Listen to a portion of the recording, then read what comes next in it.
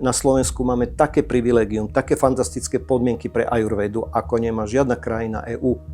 A tie sú tvorené jednak tým, že 11 rokov tu systematicky vzdelávame ľudí, jednak tým, že Planet Ayurveda priniesla také portfólio produktov, že tí naši študenti, ktorí prídu do praxe, naozaj môžu tým ľuďom pomáhať, uzdravovať, robiť tú prevenciu, lebo majú čím. A koľko máme asi teraz študentov? 600 určite. Tak to je krásne číslo. Miroslav Maduda je zakladateľom školy Ayurvédy a odborníkom na védske poznanie s viac ako 30-ročnou praxou. Jeho profesionálna cesta vedie od hlbokého štúdia u majstrov jogy a na Bhaktivedanta univerzite až po založenie vlastnej školy v roku 2014, čím priniesol na Slovensko autentické vzdelávanie v spolupráci s indickými lekármi.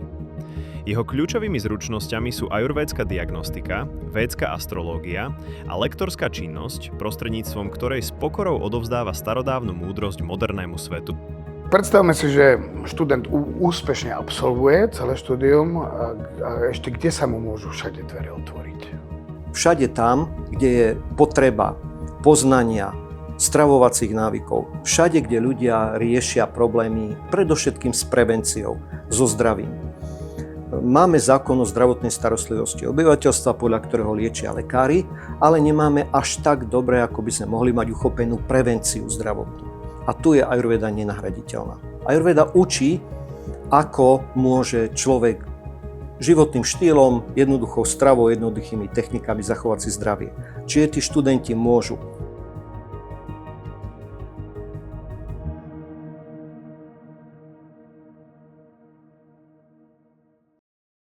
Pekný deň všetkým divákom. Vítajte pri ďalšej epizóde nášho podcastu.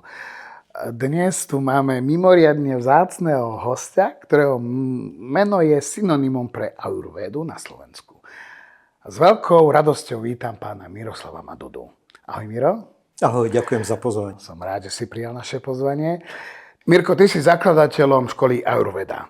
Človekom, ktorý sa joge a ajurvédskému poznaniu venuje viac ako 30 rokov. Tvoja cesta bola naozaj bohatá, od hlbokého štúdia pod vedením rôznych majstrov a učiteľov na Slovensku, aj v zahraničí.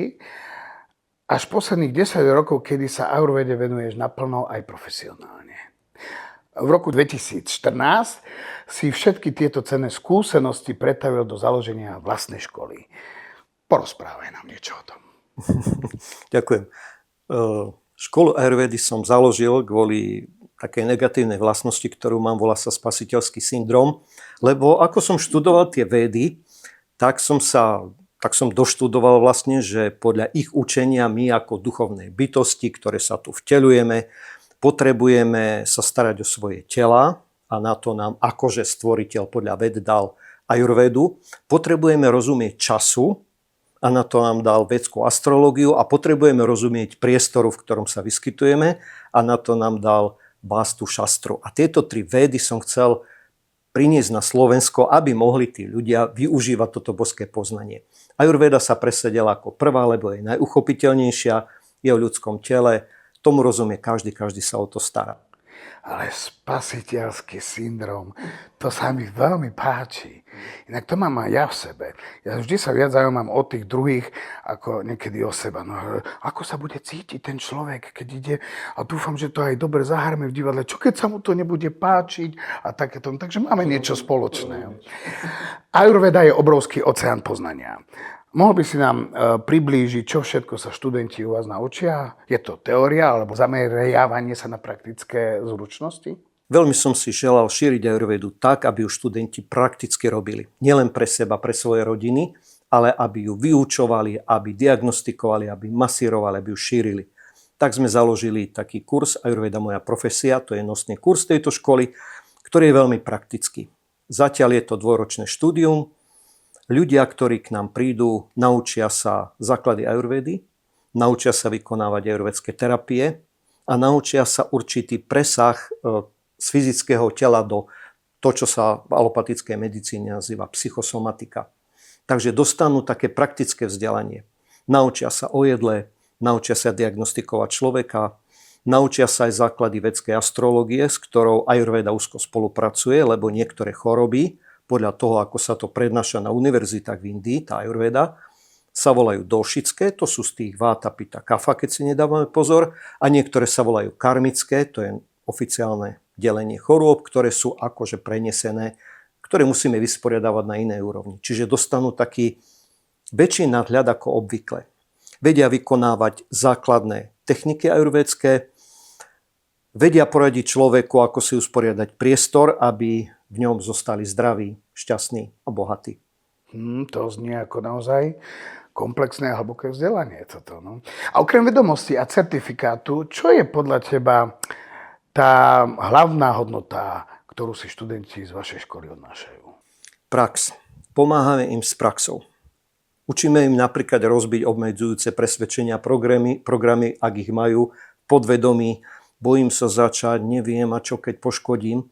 Staráme sa o nich po skončení štúdia, propagujeme ich a hlavne vytvorili sme pre nich jednu špeciálnu vec, ktorú si myslím, že ich budeme teraz už veľmi rozmaznávať.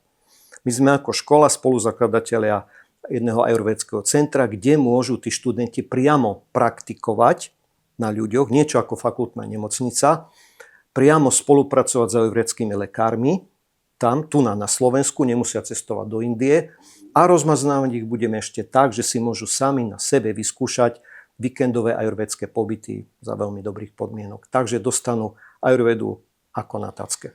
Tak predstavme si, že študent úspešne absolvuje celé štúdium a ešte kde sa mu môžu všade dvere otvoriť? Slovensko ako člen WHO sa zaviazalo podporovať ajurvédu v krajine spolupráci s vládou Indickej republiky. To je oficiálne stanovisko. Čiže ajurvéda má takú oficiálnu podporu. Dvere sa mu môžu otvoriť všade tam, kde je potreba poznania stravovacích návykov. Všade, kde ľudia riešia problémy predovšetkým s prevenciou, so zdravím. Máme zákon o zdravotnej starostlivosti obyvateľstva, podľa ktorého liečia lekári, ale nemáme až tak dobre, ako by sme mohli mať uchopenú prevenciu zdravotnú. A tu je ajurvéda nenahraditeľná. Ajurvéda učí, ako môže človek životným štýlom, jednoduchou stravou, jednoduchými technikami zachovať si zdravie. Čiže tí študenti môžu samostatne pracovať na živnosti, môžu pracovať v ajurvédskych centrách, môžu pracovať ako výživoví poradcovia, môžu si otvárať vlastné centra, k čomu ich vediem. No a môžu pracovať napríklad aj v ďalších pridružených oblastiach, pretože na Slovensku máme také privilégium, také fantastické podmienky pre ajurvédu, ako nemá žiadna krajina EÚ. A tie sú tvorené jednak tým, že 11 rokov tu systematicky vzdelávame ľudí, jednak tým, že Planet Ajurveda priniesla také portfólio produktov, že tí naši študenti, ktorí prídu do praxe, naozaj môžu tým ľuďom pomáhať, uzdravovať, robiť tú prevenciu, lebo majú čím. A koľko máme asi teraz študentov ajurvédskych? V každom ročníku teraz máme 70 študentov, čiže za tých 11 rokov proste to bude niekoľko stovák, 600 určite. Tak to je krásne číslo. A podľa teba, v čom je tá vaša škola ajurvédy jedinečná? Čo je tá pomyselná čerešnička na torte, ktorá vás odlišuje a dáva vám študentov niečo navyše? Je to napríklad tá priama spolupráca s lekármi z Indie? Je to to, že je zameraná profesionálne v tom slova zmysle, že sa pomáhame tým ľuďom postaviť sa na vlastné nohy.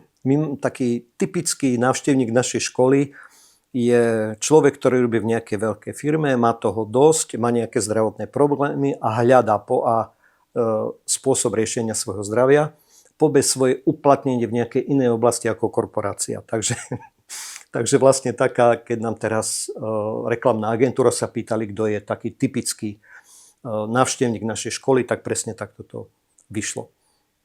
Mirko, ja ti veľmi pekne ďakujem za veľmi inšpiratívny rozhovor, tie cenné informácie, ale hlavne za to, že si sa s nami podelil o to obrovské zanietenie, ktoré máš v sebe.